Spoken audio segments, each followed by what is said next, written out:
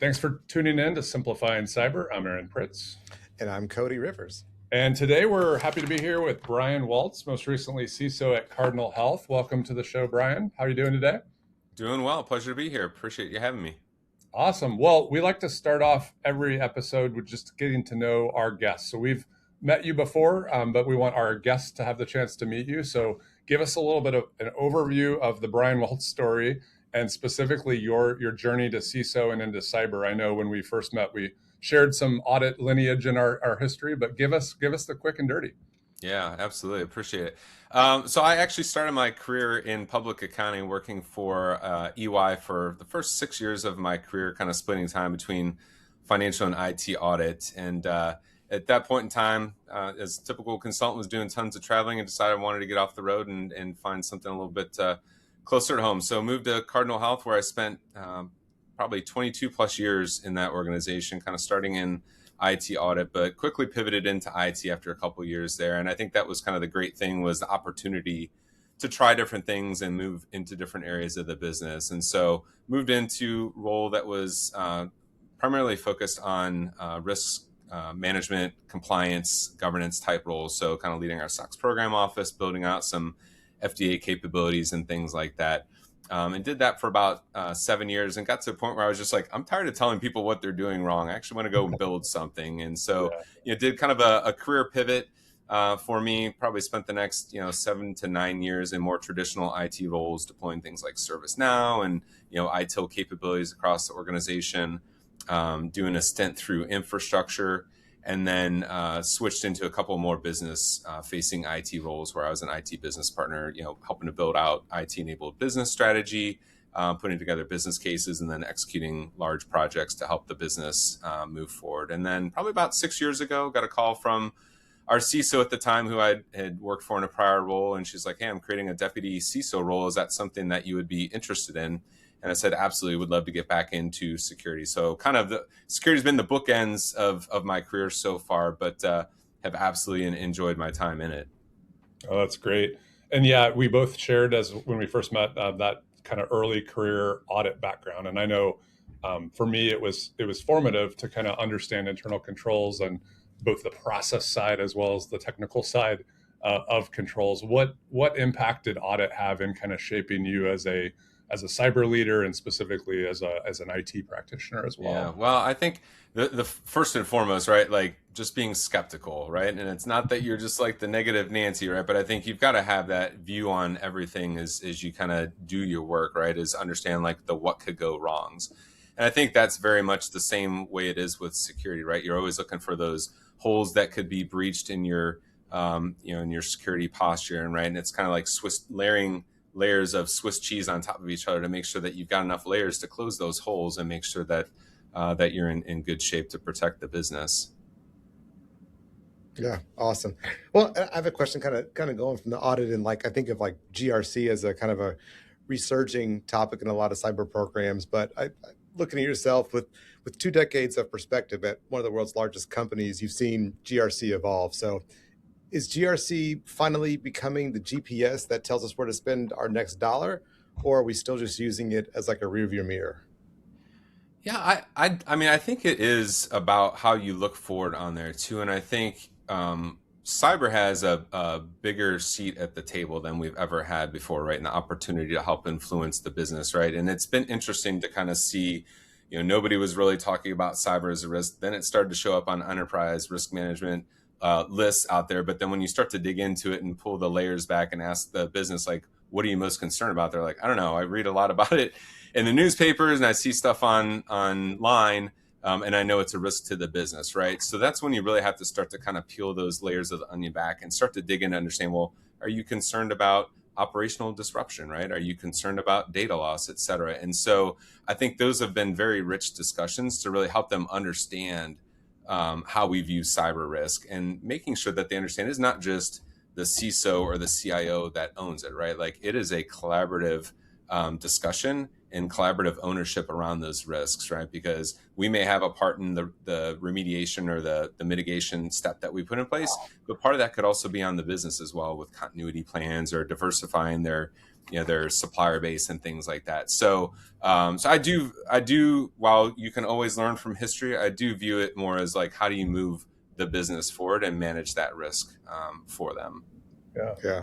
So 2 decades in healthcare, and I was on the pharmaceutical side. You're on the payer healthcare side for the 2 decades. What makes human health and healthcare unique in cyber, and why did you choose for 2 decades to focus on that sector? I think for me, it's just more of a personal thing, right? Like the mission of healthcare, right, to help people get better, is very personal to me. And I always kind of put myself in that seat, no matter what role I was in, right? And I think just even going back to my time in infrastructure, I led our enterprise database team, right? 7,000 plus databases. And nobody gives you a lot of kudos when things go well, but when that thing goes down, right, like you're hearing lots of noise about it. And I remember one time we had a pretty major outage on one of our key systems in our nuclear pharmacy business. And it ended up stopping, us getting prescriptions out to a particular hospital to run diagnostic tests, right? And so they ended up having to send some patients home who couldn't get those diagnostic tests, right? And so you kind of just step back and say, that could have been me, could have been one of my family members, right? And you just don't ever want that to happen again. Same thing with security, right? Clearly, you don't want to have any disruptions or data loss in there that could negatively impact those patients and their families, right? And so you take that mission very personal. I think that's what kept me at Cardinal as long as I was there. That's awesome. Talk to me about translating risk into business language. And obviously, GRC, a lot of the art of it is in how you tell the story and communicate things to non-technical audiences. For you, one, how did you form those skills as you were coming up in your career? And two, like, do you have examples of where the way that you communicated something made the difference of whether an initiative moved forward or it didn't? Yeah, I think it's difficult. Some of those conversations are very difficult, right? Trying to be able to translate a very technical topic into something that they can really understand. But I think, as I mentioned before, just starting to ask the question around like, hey, help me understand what a bad day looks like for you. Is it your systems are down for a period of time? Is it, a file with, patient information in it getting exfiltrated? Is that what is you're most concerned about, right? And just helping them understand what are the regulatory and compliance risks associated with that, but then also like, what does that process look like, right? Like if you were to have a major incident like that, you've got to spend some time to help them understand that and translate that risk into something that's more business oriented. Numbers talk, right? So making sure they understand like what is the financial and operational impact of that, I think is usually beneficial to doing as well. I think in terms of kind of, maybe stories or instances of us having conversations with the business, one that kind of comes to mind from a GRC perspective was, we had a business unit that was getting close to signing a contract with a pretty major customer for them. And as they engaged the security team, we were looking at some of the contractual language and understood that the customer is requiring high trust compliance, right, within a period of 2 years. Now, for anybody that's gone through that, it is a pretty lengthy and time-consuming process to be able to do that. Not only understanding what the current state looks like, but then also remediation that you need to do, going through the certification process. And so they were in a hurry to get this contract signed, and we kind of just said, hey, time out. One, this is a big deal, so you need to understand and recognize the investment that you need to make to satisfy this contractual requirement, but also recognize that this customer is also one of our largest customers, or the largest customer in another business unit of the organization. So whatever decision you make impacts those folks as well. And so while we were kind of operating at senior management level of that one particular organization, it got escalated all the way up to our CEO and CFO before we made that decision on whether we were going to invest the money and then move forward with the contract as it was. And we ended up doing that and got the support we needed to get that high trust certification in place. But again, it is really about making sure you've got collaboration across the business to surface those risks and make sure that you're making some educated decisions. That's awesome. I love that you had that business area one. You guys were at the table reviewing the contracts, calling that out early. We've had examples of clients and people within our networks that have the business has made a decision on a contract and they've found out about it afterwards, and sometimes with a lag in the time period that they had given them to make it down that journey. So maybe give us a little bit more about the decision process that you probably had. HITRUST, is it going to be for the entire company end to end? Is it specific to that business unit? Is it only for that specific client? So how did you walk through scope to get it to the right size to be both effective and scalable?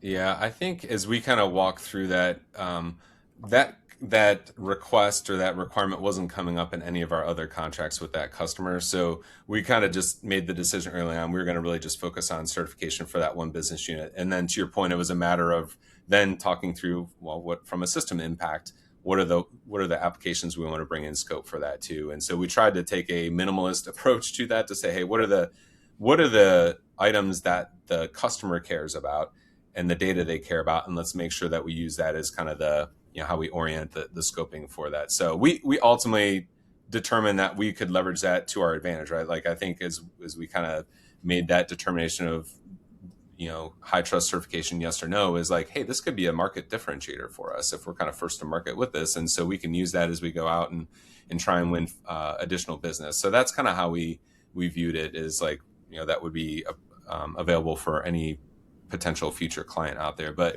the one thing I would say, and you kind of brought it up, is like you definitely don't want to get notified of these situations after the contract's been signed. So like that collaboration across the business, across procurement and legal is extremely important. And I think if nothing else, like you're looking out for each other's best interests to say, hey, I saw something coming down the pipe that's got some privacy concerns around it. Let me make sure I get our head of enterprise privacy engaged in this to at least understand, do they know, are they aware of this particular contract and piece of business that we're trying to sign off on? And so I think that was extremely important for us in that situation.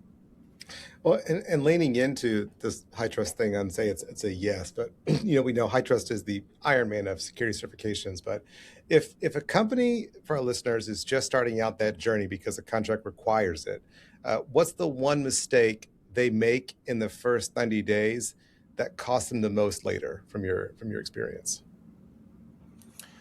I think scoping could be that, right? Because again, it's not only the kind of pre-assessment you need to do to understand, like, hey, are my controls good or bad, and where do I need to go take some remediation steps, right? If you don't scope that right, you could be creating a bunch of work that doesn't add a ton of value to that certification, or doesn't need to be part of it, right? So I do think that's an important part of it, is taking your time to kind of put a ring fence around what you're going to go and certify out there, at least for, based on our experience. Yep. And I think too, kind of going into kind of changing here a little bit here, like the resilience versus security mindset. You've mentioned that cyber attacks in healthcare aren't just IT issues, they're patient safety issues. But when you're talking to the board about like cyber resiliency, how do you shift the conversation away from like preventing breaches to surviving them without losing the trust of the customer? Well, I think honestly, like we spent a lot of time with our sales team too, as they were engaging with customers on some of this stuff. And it even got to a point where we participated in like some of their resiliency exercises as well, to kind of talk about like, hey, if we were down, like what would you guys do, and vice versa? Like how would we partner together? So I think that's an important part of it as well. But in terms of like talking to the board and the executive leadership team around that, one of the things that I had done like early in my tenure as CISO there is we had brought in an external speaker into our board, and the message he kind of delivered to them was like, it's not a matter of if, but when a cyber event happens. Like you can't expect Brian and the CIO at the time to prevent every single incident out there, right? So it's about how quickly do you understand what's going on and stop the attack, but then obviously recover if some of your systems are impacted. And so I think it was good orientation for the board to understand that. And then I think you've got to put some programs in place to help measure the maturity of your resiliency program out there. And so kind of within the scope of my remit, I owned all of the disaster recovery planning and things like that and crisis management. And so a lot of what that team did was working with the business to understand like what are the critical systems. And I think that's probably the most important thing, is to understand like everything isn't created equal, right? Because if everything's a priority in that situation, nothing's a priority. And so we really had to spend a lot of time kind of going through the business impact assessment and understanding, critical processes for the businesses, and then what systems support them, and making sure we could weave that into the plan. And then from there, it's about understanding what types of recovery plans do you have in place? How frequently are you testing them? Clearly, something that's more critical, you want to test it more frequently and understand that you could go and execute in some kind of a disaster scenario. And then, making sure that you're scorecarding that and reporting that out to the business. And like one of the things that I thought was kind of genius from my team was starting to look at it more from like a letter grade, right? And so everybody understands what's an A, a B, a C, and a D, right? Like we've all been in school, and so we understand that. And so they started to kind of put that lens on it for our internal leadership team to understand it too, and to really drive action. Because in a more or a less mature organization or program, you're probably doing a lot of the heavy lifting for those teams, right? They don't understand how to write good DR plans and what all the components need to be. And so we did a lot of that hand holding for them. And we did a lot of that like fingers to keyboard as they were executing tests in their non-prod environment. And we kind of got to the point where we said, hey, listen, if we have a major incident, it's all hands on deck. Like our team can't support thousands of applications being recovered, right? And so you've got to understand your own plan. You've got to be able to execute it, and you should be able to execute it in your production environment. And so we created kind of a formula to help measure each of those steps in the maturity journey around resiliency for those teams. And then we would scorecard it and put that in front of the leadership team on a quarterly basis. And it's always interesting to see, like, it's a very competitive culture there. Like people don't like seeing C's and D's associated with their name, right? So that tended to drive action for them and help improve the current state for this. Yeah. So what you're talking about, we see at a lot of companies where the cyber team or risk management owns business continuity planning. And what you hope that means is you own coordination, but the true business leaders that are going to need to run those functions when IT is down in a major crisis or cyber attack or whatever. But there's still a lot of the central ownership where everyone's having it done for them. And it sounds like in your story, you knew that wouldn't scale, and you needed to both, one, federate the ownership to the true leader that should be responsible, right, but then two, put a measurement system in place to gamify or give them some drive to not be that C. Is there any other kind of tips along the way to kind of when you transition from the former state to the future state, how did you get that ownership shift to happen? Well, I think part of that is making it part of folks' performance goals. And so we didn't necessarily describe like, hey, you've got to have an A for all your critical systems. But, we kind of looked at it just overall like a percentage maturity. And we kind of said, hey, you need to improve X percent over the course of this next fiscal year. And so we tried to drive it into performance goals, which obviously is tied to compensation and your year-end performance review. And so that tended to get the action that we needed in those particular scenarios. What about time? How about, let's see, when do you had to be the bad guy? Let's say, you had to tell a business not to sign a contract because of X requirements were a bridge too far.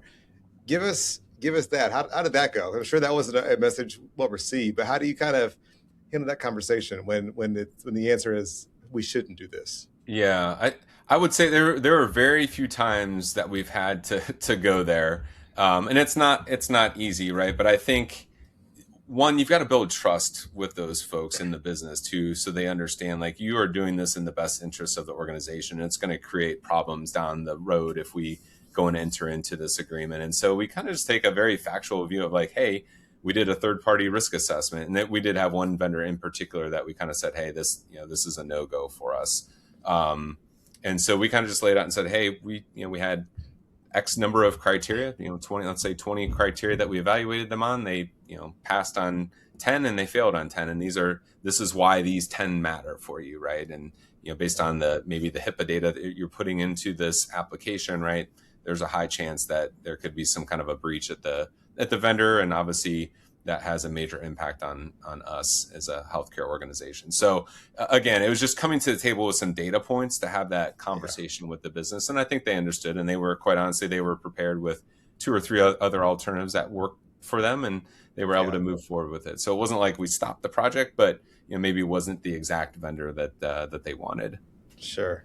Well, great, excellent answer. So like, very seasoned executive answer there. So now, like, you get a phone call to Brian of 20 years ago, just starting out his career and kind of getting going.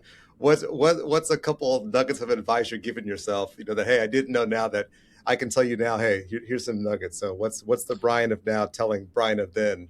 That's a great question. And I think for me, knowing I spent the first 6 years of my career in public accounting and then the first couple at Cardinal in audit, was like, be uncomfortable, right? Like, push yourself outside of your comfort zone, right? Because after I moved out of audit, I was still doing risk and compliance stuff, right? So I was still the auditor. I had my auditor hat on, trying to find problems and get people to care about it and go do something. And it wasn't until I made that transition into the more traditional IT roles that I felt like I really started growing as a leader. And it was because I was being put in situations where I wasn't the expert, and I had to rely on a lot of other really smart people to do their jobs to make the team successful. And so, like, I'll never forget when I was approached about the database role there, and I had a conversation with my VP at the time, and I was like, dude, the last time I looked at a database, I was in college, right? So I have no idea how to manage people who've been doing this for 20 plus years. And, what he told me was like, the challenges they have are more around lack of process, morale of the team, and those kinds of things, which you're really strong at. And so view it as a compliment to that team, that you can help them get through that and get to a better end state. And so, I took that as a challenge. But then I also had to kind of just roll up my sleeves and spend a lot of time on phone calls at night, where we were having outages, to understand their world, right? And to be able to not know it, but know how to ask the right questions and maybe challenge them to think differently. And so I probably grew more in that 3 years. And like, it was a long time to be in that role. It was a meat grinder, but I probably learned more about myself and my leadership capabilities doing that than if I had just stuck in that audit type role for 3 more years. I don't know that I would have necessarily been on the same trajectory from a career perspective. Yeah. There's a lot of debate in the industry of like, and it's usually technical leaders debating that a CISO must be, have worked in a SOC and re-engineered malware. And then there's another faction that would be like, that's been the model for decades, like business, we need people that can talk in boardrooms.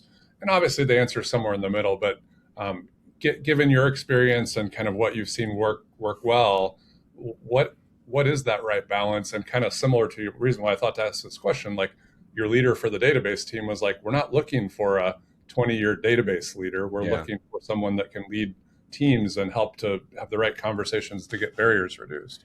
Yeah. I mean, it's a great question. I think part of like what I tried to do is just establish trust with those people too, right? I think that's an important part of going into those kinds of situations, is making sure you establish trust. They understand you've got their best interests at heart. You're going to listen, you're going to learn, you're going to try and understand the challenges that they have on a daily basis. I mean, I think about like when I went into the deputy CISO role, that was, I would say, more operational. So again, I may not have had the experience as a leader of a security operations center or some of the application security or whatever. Like, I had managed teams that they worked with on a daily basis, right? Like, clearly one of the key teams that we worked with or we work with in security is infrastructure. Application security teams are working with the app teams to make sure they're writing better, more secure code, right? And so I had led those teams and understand how to work with them and maybe what types of messages would help resonate with them, right? So I think it's really just trying to make sure your team understands, like, hey, here's what I bring to the table that I can help you to be successful in here. It's not necessarily, to your point, that I know how to reverse engineer malware, We've got lots of really smart people that do that, but it's helping to understand, like, what does that mean for the business? If something bad happens, or if malware gets loaded on a laptop, like, what does that mean? What are we going to expect them to do in those particular situations? And I think maybe that's what I learned, having spent time in those traditional IT roles, is I've been on the other side of the table from those, or helped with an incident investigation, and could translate, what's the impact of the business, or be there to have that conversation with the business of, hey, we've got a problem. Here's what we need to do to go resolve this, right? And so again, you've got to build that trust ahead of time, so that makes those decisions and those conversations a little bit easier. So hopefully that answered your question there. Oh, that's awesome. One last question before we go. We'll make it a fun one. What is one thing that most people, maybe that even worked with you, don't know about you, that you want to unveil? And I didn't prep you for this question, but what's that one fun fact or surprising thing? Oh my gosh, one surprising thing. Dude, I'm boring, man. Like, everybody asks Could be me that like you question. can juggle, man. Who knows? Think of that. Yeah, I wild don't have, talent. I can't juggle. Unfortunately, I'm a Cleveland sports fan, so that's not fun. Like, that's pretty much misery. 365 But you're days a year. committed. So I don't know that Committed. You've built resilience though over the years. and that's what my wife says all the time. Like, hey, why did you raise your kids to be Cleveland sports fans? Look at how miserable you are. And I was like, 2 point. It helps you build resiliency. Like, you learn how to deal with disappointment. There's lots of good life lessons to be learned rooting for those types of sports teams. But yeah, like the golf, travel, all those kinds of fun things. But favorite vacation or favorite travel location? Oh gosh, well, we did a big family vacation to Europe last year to celebrate our son's high school graduation, and a couple other milestones we had in the family. So it was the whole Clark Griswold vacation with the 5-page itinerary, and so we hit it all. Pretty much the same cities they were in too. So very Awesome. cool. Well, awesome. Thanks, Brian, for coming on the show today. It's been great to get to know you a little bit better, and hopefully we talked about some topics that revealed some answers and options for people that are facing some similar challenge to like the high trust or compliance level thing, or trying to get business ownership from their resiliency program or BCP program. Appreciate you coming on. yeah, appreciate it. Thanks for having me. Thanks, Brian.